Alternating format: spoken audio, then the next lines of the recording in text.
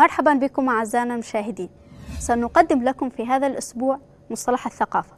لقد عرف القائد عبد الله أوجلان المجتمع الكردي على أنه المجتمع المعرض للإبادة الثقافية. هنالك عدة تعريفات لمصطلح الثقافة، إذ يمكن تعريف الثقافة من عدة جوانب.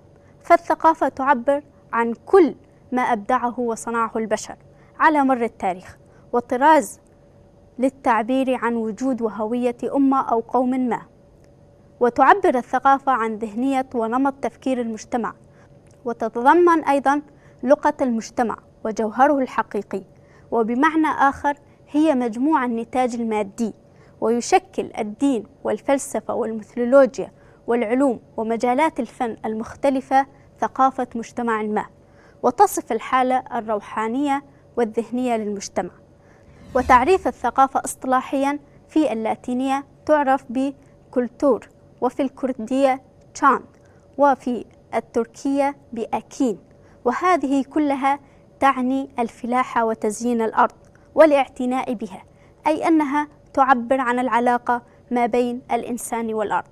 ويتناول القائد عبد الله أوجلان موضوع الثقافة في مرافعته القضية الكردية وحل الأمة الديمقراطية تحت عنوان الإطار النظري والاصطلاحي، ويقيمها كالتالي: عندما يكون المجتمع موضوع الحديث فإننا نعرف الثقافة بمعناها الضيق بأنها عالم المعنى لدى المجتمع وقانونه الخلقي وذهنيته وفنه وعلمه. وبتوحيد المؤسسات السياسية والاقتصادية والاجتماعية مع هذا المعنى الضيق يتم الانتقال إلى التعريف الثقافة بمعناها العام. بالتالي لا يمكن الحديث عن المجتمع بحد ذاته باعتباره وجوداً إلا بوجود أرضية مؤسساتية ومعنى جوهري له، بينما الحديث عن مجتمع مؤسساتي خالص أو عن مجتمع المعنى الخالص بنحو قائم بذاته أمر مضلل وخادع إلى درجة كبيرة.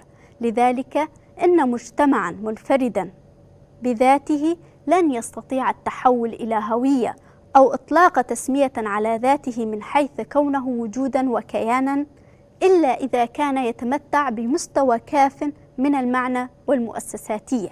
أما الحديث عن المجتمع المؤسساتي أو مجتمع المعنى المنفصلين والقائم بذاته وافتراض إمكانية العيش بإنسانية في هكذا مجتمعات، فيحكم عليه بكونه خطأ وانحرافا وترديا أخلاقيا وشناعة، مثل ما حصل في جميع المجتمعات على مدار التاريخ.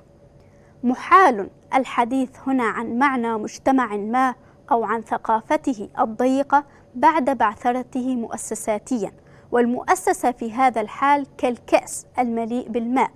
واضح جلي أنه لا يمكن الحديث عن وجود الماء بعد تحطم الكأس، وحتى لو أمكن فهو لم يعد ماء بالنسبة لصاحب الكأس، بل هو عنصر حياة متدفقة في تربة أو إناء أناس آخرين، في حين أن النتائج المتمخضة من خسران المعنى والذهنية والجمالية الاجتماعية أفظع من ذلك. ففي هكذا حال لا يمكن الحديث سوى عن تألم واصطفاق كيان هو أقرب ما يكون إلى كيان حي مبتور الرأس. بمعنى آخر، فالمجتمع الذي يخسر عالمه الذهني والجمالي أشبه بجيفة متروكة للتفسخ والتحلل والانقضاض عليها بوحشية. بناء عليه، لتعريف مجتمع ما ثقافيا يشترط حتمية تقييمه ضمن تكامل كلي على صعيد مؤسساته والمعنى. وأبسط مثال يمكننا تقديمه في هذا المضمار هو واقع المجتمع الكردي الذي نشهد مأساته الدرامية بكثافة. فنظرا لمعاناته من التمزق العميق والخسران الذهني مؤسساتيا ومعنى على حد سواء، فلا يمكن تسمية المجتمع الكردي إلا بالمجتمع المعرض للإبادة الثقافية. من هنا نستنتج أن بعد الثقافة أمر لا غنى عنه بالنسبة للمجتمعات، كما أن حفاظنا على ثقافتنا يعني حفاظنا على مجتمعنا وأرضنا. وبهذا نصل إلى نهاية حلقة الثقافة لهذا الأسبوع، ودمتم سالمين.